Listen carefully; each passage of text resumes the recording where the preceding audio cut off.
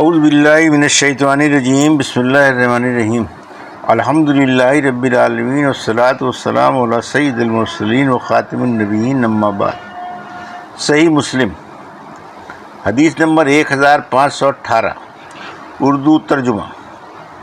ابو زبیر نے جابر بن عبداللہ رضی اللہ عنہ سے سنا، انہوں نے کہا کہ ہمارے لوگوں کے گھر مسجد سے دور تھے، تو ہم نے چاہا کہ بیچ ڈالیں اور مسجد کے قریب آ رہے ہیں تو رسول اللہ صلی اللہ علیہ وسلم نے فرمایا، ہم کو روکا اور فرمایا کہ تمہارے لیے ہر قدم پر ایک درجہ ہے۔ حدیث نمبر 1519، اردو ترجمہ۔ جابر بن عبداللہ رضی اللہ عنہ نے کہا، کچھ جگہیں مسجد کے گرد خالی ہوئی تو بنو سلمہ کے قبیلے والوں نے چاہا کہ مسجد کے پاس اٹھ آئیں، اور یہ خبر رسول اللہ صلی اللہ علیہ وسلم کو پہنچی تو آپ نے فرمایا، تمہاری خبر ہم کو پہنچی ہے کہ تم چاہتے ہو کہ مسجد کے قریب آ رہے ہیں۔ انہوں نے کہا کہ ہاں اے اللہ کے رسول صلی اللہ علیہ وسلم، ہم نے چاہا تو یہ ہے۔ تب آپ نے فرمایا، اے بنی سلمہ، تم اپنے گھروں میں رہو، تمہارے قدم لکھے جاتے ہیں تاکہ ان کا ثواب ملے۔ حدیث نمبر 1520، اردو ترجمہ۔ جابر بن عبداللہ رضی اللہ عنہ نے کہا کہ بنو سلمہ نے چاہا کہ مسجد کے قریب آ جائیں اور کچھ قطع خالی تھے تو یہ خبر نبی صلی اللہ علیہ وسلم کو پہنچی۔ آپ نے فرمایا، اے بنی سلمہ، اپنے گھروں میں ہی رہو، تمہارے قدم لکھے جاتے ہیں۔ تو انہوں نے کہا کہ ہم اس فرمانے سے ایسے خوش ہوئے کہ وہاں سے اٹھانے سے اتنی خوشی نہ ہوتی۔ باب نماز کے لیے مسجد کی طرف جانے والے کے گناہوں کے مٹنے اور درجات کے بلندیوں کا بیان۔ حدیث نمبر 1521، اردو ترجمہ۔ ابو ہریرہ رضی اللہ عنہ نے کہا، رسول اللہ صلی اللہ علیہ وسلم نے فرمایا، جو اپنے گھر میں طہارت کرے پھر اللہ کے کسی گھر میں جائے کہ اللہ کے فرضوں میں سے کسی فرض کو ادا کرے تو اس کے قدم ایسے ہوں گے کہ ایک سے تو برائیاں اتریں گی اور دوسرے سے درجے بڑھیں گے۔ حدیث نمبر 1522، اردو ترجمہ۔ ابو ہریرہ رضی اللہ عنہ نے کہا کہ رسول اللہ صلی اللہ علیہ وسلم فرماتے تھے، بھلا دیکھو کہ اگر کسی کے دروازے پر ایک نہر ہو کہ وہ اس میں ہر روز 5 بار نہاتا ہو تو کیا اس کے بدن پر کچھ میل باقی رہے گا؟ صحابہ رضی اللہ عنہ نے عرض کیا کہ نہیں۔ فرمایا، یہی مثال ہے 5 نمازوں کی کہ اللہ تعالیٰ اس کی برکت سے گناہوں کو صاف کر دیتا ہے۔ حدیث نمبر 1523، اردو ترجمہ۔ جابر بن عبداللہ رضی اللہ عنہ نے کہا کہ رسول اللہ صلی اللہ علیہ وسلم نے فرمایا کہ 5 نمازوں کی مثال گہری بہتی نہر کے مانند ہے، جو کسی کے دروازے پر ہو اور وہ ہر روز اس میں 5 بار نہاتا ہو۔ حسن نے کہا کہ اس پر کچھ میل باقی نہ رہے گی۔ حدیث نمبر 1524، اردو ترجمہ۔ ابو ہریرہ رضی اللہ عنہ نے کہا کہ رسول اللہ صلی اللہ علیہ وسلم نے فرمایا کہ جو شخص صبح کو یا شام کو گیا مسجد میں تو اللہ تعالیٰ نے اس کی ضیافت تیار کی ہر صبح اور شام میں۔ باب صبح کے بعد اپنی نماز کی جگہ پر بیٹھنے اور مسجدوں کی فضیلت۔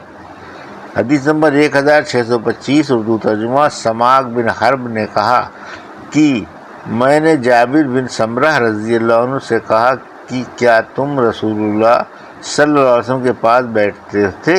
انہوں نے کہا کہ بہت۔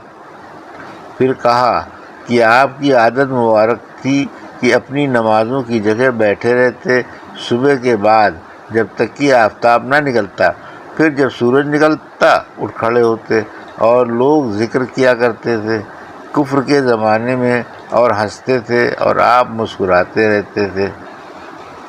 حدیث نمبر 1526، اردو ترجمہ۔ جابر بن سمرہ رضی اللہ عنہ نے کہا کہ نبی صلی اللہ علیہ وسلم جب صبح کی نماز پڑھ چکتے تو اپنی جگہ پر بیٹھے رہتے جب تک کہ آفتاب خود نہ نکل آتا۔ حدیث نمبر 1527، اردو ترجمہ۔ سماک سے بھی مذکورہ بالا حدیث مروی ہے، لیکن انہوں نے حسنہ کے لفظ نہیں کہے۔ حدیث نمبر 1528 اردو ترجمہ عبد الرحمن بن مہران جو مولا ہیں ابو ہریرہ رضی اللہ عنہ کے، وہ ابو ہریرہ رضی اللہ عنہ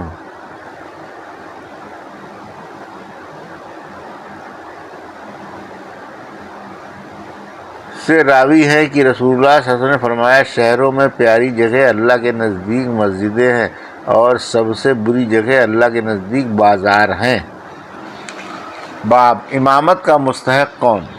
حدیث نمبر 1529 اردو ترجمہ ابو سعید خدری رضی اللہ عنہ نے کہا کہ رسول اللہ صلی اللہ علیہ وسلم نے فرمایا، جب 3 شخص ہوں تو ایک ان میں سے امام ہو جائے، اور امامت کا زیادہ حقدار وہ ہے جو قرآن زیادہ پڑھا ہو۔ حدیث نمبر 1530 اردو ترجمہ قتادہ سے بھی مذکورہ بالا حدیث مروی ہے۔ حدیث نمبر 1531 اردو ترجمہ ابو سعید بھی نبی اکرم صلی اللہ علیہ وسلم سے اسی طرح کی روایت نقل کیا کرتے ہیں۔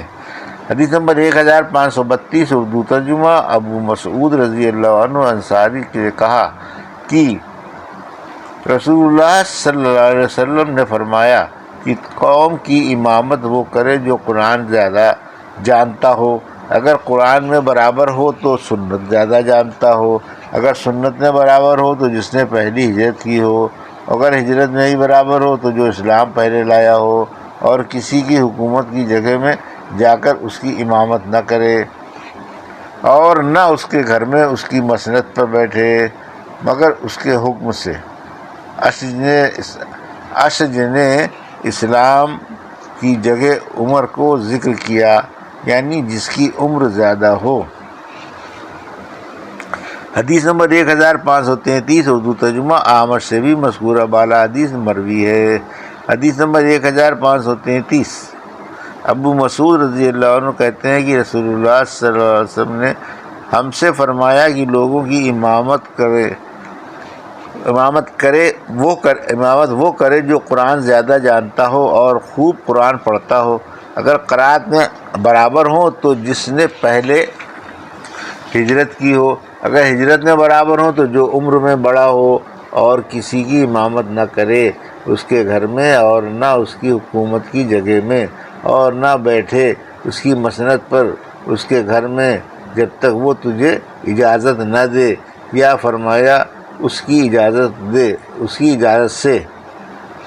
حدیث نمبر 1535 اردو ترجمہ مالک بن حویرث نے کہا کہ ہم رسول اللہ صلی اللہ علیہ وسلم کے پاس آئے اور ہم جوان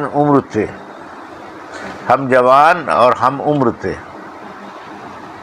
اور 20 دن آپ کی خدمت میں رہے، اور رسول اللہ صلی اللہ علیہ وسلم نہایت مہربان اور نرم تھے۔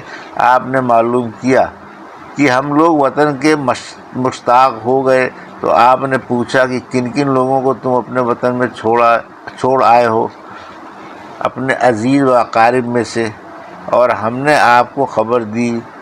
تب آپ نے فرمایا تم اپنے دیس کو لوٹ جاؤ اور وہاں رہو اور لوگوں کو اسلام کی باتیں بتاؤ، پھر جب نماز کا وقت آئے تو تم میں سے ایک شخص اذان دے، اور جو تم میں عمر میں بڑا ہو وہ امامت کرے۔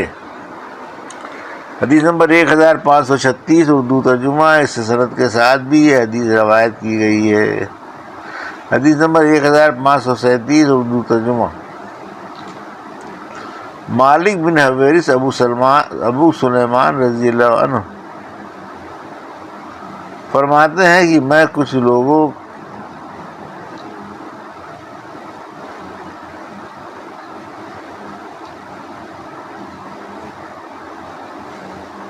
مالک بن حویرث ابو سلیمان رضی اللہ عنہ فرماتے ہیں کہ میں کچھ لوگوں کے ساتھ رسول اللہ صلی اللہ علیہ وسلم کے پاس آیا اور ہم جوان تھے۔ باقی حدیث اسی طرح ہے۔ حدیث نمبر 1538 اردو ترجمہ مالک بن حویرث رضی اللہ عنہ نے کہا کہ میں اور میرا ایک رفیق نبی صلی اللہ علیہ وسلم کے پاس آیا، پھر جب ہم نے آپ صلی اللہ علیہ وسلم کے پاس سے لوٹنا چاہا تو آپ نے فرمایا کہ جب نماز کا وقت آئے تو اذان دینا اور اقامت کہنا، اور تم میں کا جو بڑا ہو وہ امامت کرے۔ حدیث نمبر 1539 اس سند کے ساتھ بھی مذکورہ بالا حدیث نقل کی گئی ہے۔ یہ تھی صحیح مسلم کی حدیث نمبر 1518 سے 39 کا اردو ترجمہ جو ابھی آپ نے سماعت فرمایا۔ اللہ سے دعا ہے کہ اللہ ہمیں ان حدیثوں کی صحیح سمجھ عطا فرما اور ان پر عمل کرنے کی توفیق عطا فرما، آمین یا رب العالمین۔